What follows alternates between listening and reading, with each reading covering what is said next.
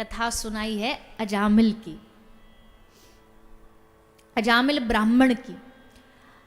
अब कथा ऐसी है कि देखो भैया, अजामिल ब्राह्मण होके भी संग के, गलत संग के कारण, एक दासी के संग के कारण इनका जो मन है वो गलत कामों में लग गया, पाप वृत्ति बढ़ गई, पाप करने लगे, चोरी चकारी डकैती ये सब करने लगे। पर इनके जीवन में एक अच्छा काम हो गया, और वो अच्छा काम क्या था? लेकिन इन्होंने एक बार साधु सेवा करी। इनके पत्नी जो थी दासी, उसने, ये भी वहां शामिल थे उसमें, और एक बार की साधु सेवा तो सारा जीवन बदल देती है। एक कथा आती है एक वारंगना की, वैश्या की, शहर की वैश्या थी। उसकी वृत्ति में कामना वासना थी, पर एक दिन अचानक उसकी वासना खत्म हो गई। मन में ये भाव ग्लानि हो गई कि तू क्या कर रही है, तेरा जीवन कितना बेकार है। अब वो मन मन में सोचे कि ये भावना मेरे मन में आई कहां से, कैसे आ गई।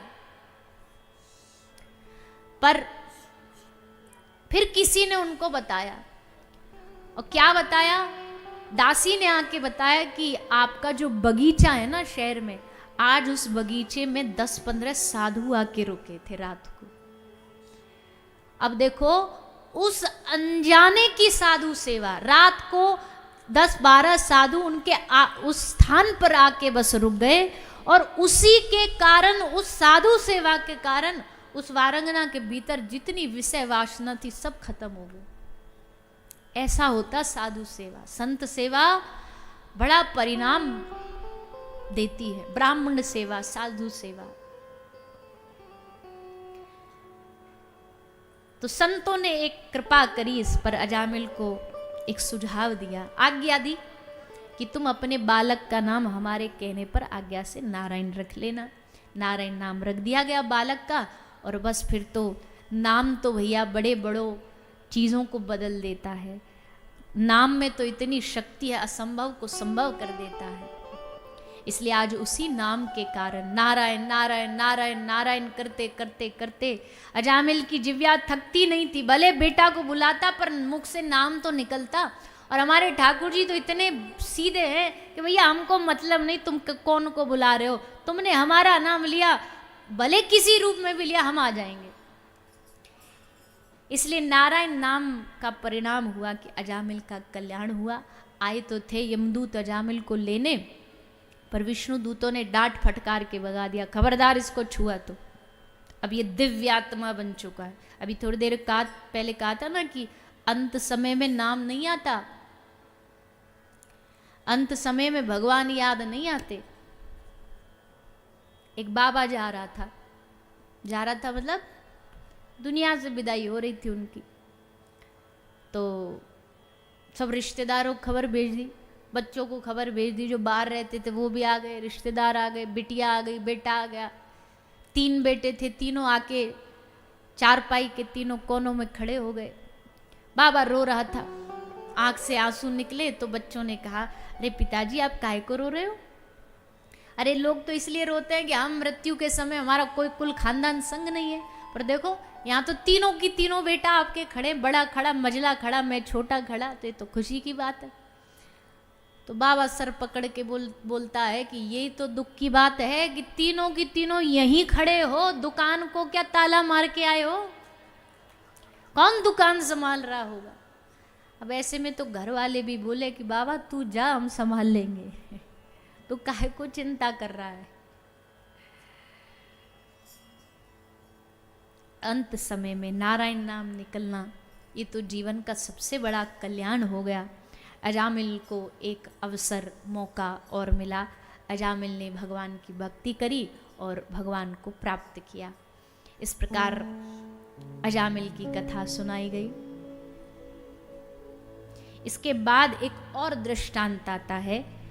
आज की जो कथा है ना, देखो उसमें भगवान तो थोड़ी थोड़ी देर के लिए आएंगे, पर सबसे ज्यादा उनके भक्तों की कथा आएगी। एक भक्त हुआ भगवान का वृत्तासुर, था तो दैत्य, पर भक्त की गिनती में आता है वो। क्यों? क्योंकि उसने इतनी सुंदर स्तुति करी भागवत में कि उसकी स्तुति को बड़े सम्मान के साथ गाया। दास में भूया, हे प्रभु, कोई कहता मुझे अपना दास बना लो, वृत्तासुर कह रहा मुझे आपका दास नहीं बनना। क्या बनना? मुझे आपके दासों का दास बनना, मुझे आपके भक्तों का भक्त बनना है प्रभु। हमने सुना है भक्तों पर अगर नजर ना भी पड़ती ना कभी भगवान की, पर जो उन भक्तों का भक्त शरणागत होता ना, उस पे नजर पहले पड़ती, उस पे दृष्टि पहले पड़ती। इसलिए न नाक पृष्ठम न च पारमेष्टम न सार्वभौमम न रसाधिपत्यम। न स्वर्ग चाहिए, न मुक्ति चाहिए, पारमेष्टम कोई सुख चाहिए ही नहीं, बस दासों का दास बना दो। ये बात बड़ी गहराई की है, गांठ बांध लेना। जितना भगवान के भक्तों के चरणों को पकड़ोगे ना, भगवान उतना जल्दी मिलेंगे। अपनी मर्जी की भक्ति करोगे तो उसमें भगवान थोड़ा समय ले सकते हैं, पर उनके किसी भक्त का उनके चरण पकड़ लो, फिर देखो कैसे भगवान की नजर पड़ेगी।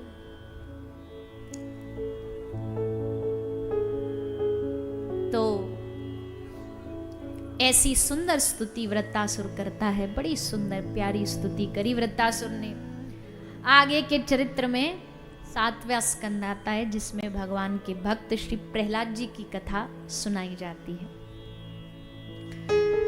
भक्त शिरोमणि प्रहलाद, ऐसी भक्ति, ऐसी प्रतिकूलताएं किसी के जीवन में नहीं आई होंगी जैसी प्रहलाद जी के जीवन में आई, पर प्रहलाद जी डरे नहीं, प्रहलाद जी भक्ति से मुड़े नहीं।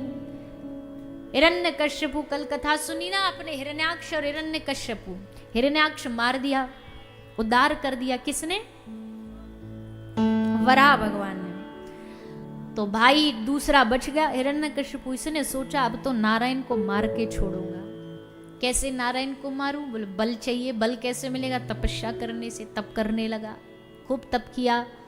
ब्रह्मा जी प्रसन्न हो गए, ब्रह्मा जी प्रकट हो गए। ब्रह्मा जी ने कहा वरम ब्रूहि, वरम ब्रूहि, मांग बेटा क्या चाहिए। हिरण्यकश्यपु बोला ब्रह्मा जी हमको अमर बना दो। ब्रह्मा जी ने कहा बेटा ये तो असंभव चीज है, क्योंकि हम खुद ही अमर नहीं, तुझे कहां से बना देंगे, ये नहीं हो सकता। अच्छा तो फिर तो ब्रह्मा जी हमें एक नहीं 6 वरदान मांगेंगे आपसे, क्योंकि मन मर्जी का तो आपने दिया नहीं, तो उसका फिर आपको भुगतान करना पड़ेगा। 6 वरदान दो। ब्रह्मा जी बोला मांग लो। तो 6 वरदान क्या मांगता है हिरण्यकश्यपु?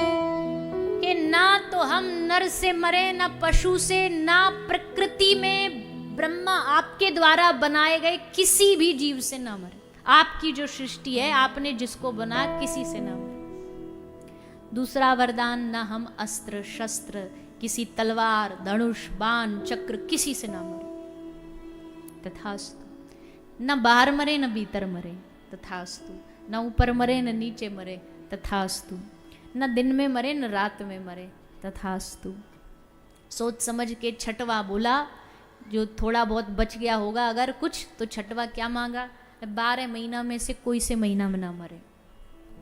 ब्रह्मा जी ने कहा तथास्तु। अब तो आजाद हो गया हिरण्यकश्यप। अब भला कोई आ जाए हमारे सामने, कौन में ताकत है हमको मार सके? सब ब्रह्मा की सृष्टि बनाई गई, कौन इस ब्रह्मा से परे होगा जो हमको मारेगा? लेकिन वो जानता नहीं है भैया, जिसने ब्रह्मा जी को बनाया है वो कुछ और भी बना सकता है। जिसने सृष्टि बनाई है वो सृष्टि के नियमों को भी बदल सकता है। किसके लिए? अपने भक्त के लिए। प्रहलाद जी प्रकट हुए, कयाधु के गर्भ से प्रहलाद जी का जन्म हुआ। हिरण्यकश्यपु बहुत लाड़ करता था प्रहलाद, जब तक पता नहीं चला कि ये नारायण का भक्त। और जैसे पता लगा, कैसे पता लगा? एक दिन गोद में बिठा के पूछ रहा था, बेटा तुझे क्या अच्छा लगता है? जैसे बच्चों से नहीं पूछते बेटा खाने में क्या अच्छा लगता है, घूमने में क्या अच्छा लगता है, तो पूछा प्रहलाद तुझे क्या अच्छा लगता है? तो प्रहलाद जी ने पहले तो बात को टाला कि पिताजी आप नहीं समझोगे हमको जो अच्छा लगता है। हिरण्यकश्यप बोला रहे तू बता दो, हम सब वेद शास्त्रों के ज्ञाता हैं। प्रहलाद जी ने कहा प्रभु मुझे अच्छा लगता है श्रवणम कीर्तनम विष्णोः स्मरणम पाद सेवनम अर्चनम वंदनम दास्यम सख्य आत्मनिवेदनम। भगवान की 9 प्रकार की भक्ति गिनी जाती है, नवदा भक्ति। प्रहलाद जी ने उसका वर्णन कर दिया। श्रवण, चिंतन, सुनना, कीर्तन करना, स्मरण करना, भगवान की चरण सेवा करना, अर्चना करना, वंदना करना, ये सब प्रिय है मुझे। हिरण्यकशिपु बोला है मेरा बेटा और मेरे दुश्मन के गुण गा रहा है, मेरी गोदी में बैठ के तेरी इतनी हिम्मत। और बस वहीं से प्रयास शुरू हो गया प्रहलाद जी को मारने का। सोचो क्या दुख है हमारे जीवन में, सोचिए क्या कितना दुख होगा हमारे जीवन में। और प्रहलाद जी जो भक्ति की सबसे ऊंचे शिखर पे बैठे हैं, वो प्रहलाद जी का दुख देखो, खुद का पिता दिन रात मारने पे तुला है। भैया भक्ति का मतलब जीवन में सुख नहीं होता है। भक्ति आती है तो दुख भी बहुत सारे आते हैं, परीक्षाएं भी बहुत सारी आती हैं, पर भक्त को भरोसा होता है कि हमारे ठाकुर जी संग है तो जीत यही करवाएंगे। इतनी प्रतिकूलता है जीवन में, पहाड़ से गिरा रहे हैं, जहर पिला रहे हैं, आग में जला रहे हैं, हर बार भगवान ने आकर के श्री प्रहलाद जी महाराज की रक्षा करी। और अंत में जब हिरण्यकशिपु हार थक गया, प्रहलाद से पूछा कहाँ है नारायण। सामने खंबा था, प्रहलाद जी ने कहा सब में है, आप में भी है, मुझ में भी है, वायु में भी है, हवा में है, पानी में है, जले विष्णु स्थले विष्णु विष्णु पर्वत मस्तके। हिरण्यकशिपु को भरोसा हो गया कि ये सच्ची कह रहा, सब जगह बैठा है नारायण और मुझे देख रहा है और मारेगा।